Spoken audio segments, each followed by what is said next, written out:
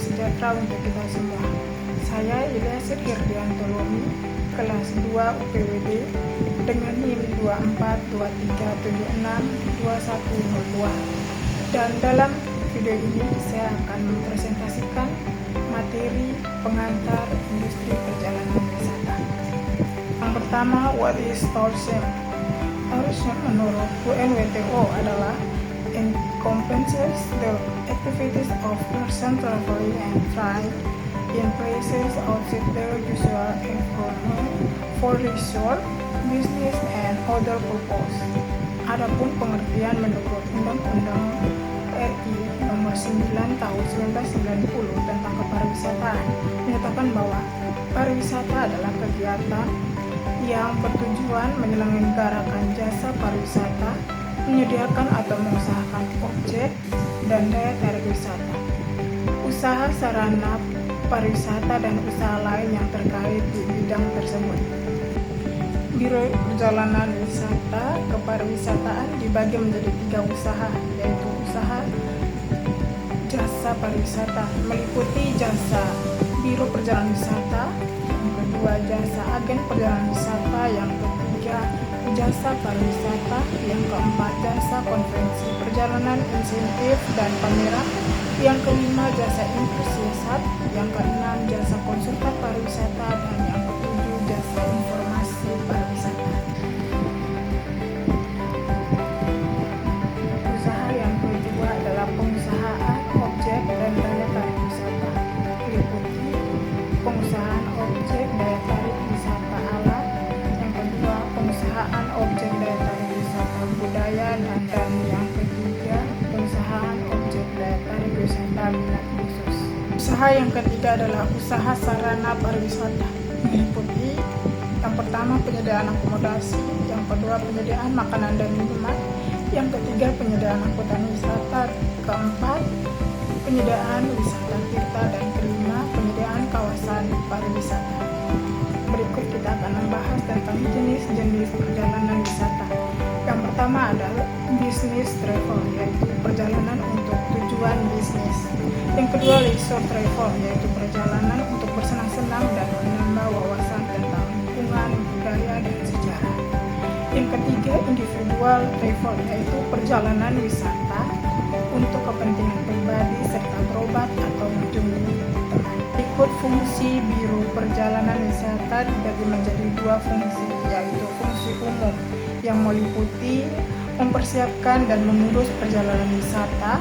Yang kedua, memberikan informasi dan penerangan tentang perjalanan wisata. Fungsi yang kedua yaitu fungsi khusus, meliputi sebagai perantara antara wisatawan dan industri pariwisata. Dan yang kedua, memberikan informasi tentang daerah tujuan wisata. Ketiga, memberikan nasihat dan petunjuk tentang cara wisata. Dan yang keempat, membantu pemilihan hotel, transportasi, dan fasilitas lainnya. Untuk fungsi BPW sebagai organisator, yang pertama menciptakan kerjasama antara wisatawan dan industri pariwisata. Yang kedua, menyiapkan paket wisata yang sesuai dengan kebutuhan wisatawan. Dan yang ketiga, menawarkan paket wisata kepada calon wisatawan. Agen perjalanan wisata adalah badan usaha yang menyelenggarakan usaha perjalanan dan bertindak sebagai perantara dalam menjual dan mengurus jasa perjalanan. Mereka membantu wisatawan dalam merencanakan dan melaksanakan perjalanan dengan menyediakan jasa seperti tiket pesawat, akomodasi, transportasi, dan lain-lain. Berikut Biro Perjalanan Wisata. Biro Perjalanan Wisata adalah industri pariwisata yang menghasilkan produk untuk kepuasan dan kebutuhan wisatawan. Produk ini mencakup semua jasa yang dibutuhkan wisatawan sejak berangkat hingga kembali.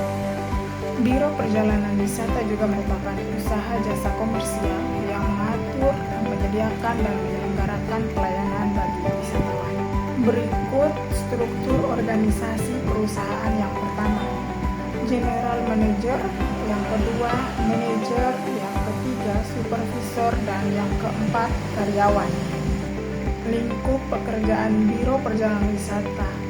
Fungsi pemasaran sangat penting dalam mempromosikan produk wisata dan meningkatkan penjualan. Dalam industri pariwisata, fungsi pemasaran meliputi hubungi pelanggan, memberikan alternatif pilihan, menyebarkan informasi, merencanakan promosi, menganalisa data pelanggan, dan memelihara hubungan dan melakukan kegiatan pemasaran lainnya. Saya akan membahas tentang fungsi Departemen Operasional dalam industri pariwisata. Departemen Operasional memainkan peran penting dalam menjalankan operasional perusahaan pariwisata. Mereka bertanggung jawab untuk mengoleksi informasi, menerbitkan tiket, mengupayakan pemesanan tur, dan lain-lain. Dan yang terakhir, fungsi operasional Departemen Keuangan meliputi yang pertama pembukuan dan akuntansi atau booking, keeping, and accounting. Yang kedua, pembuatan invoice dan pembayaran kepada pemasok atau billing. Dan yang ketiga, perencanaan anggaran perusahaan atau budget getting.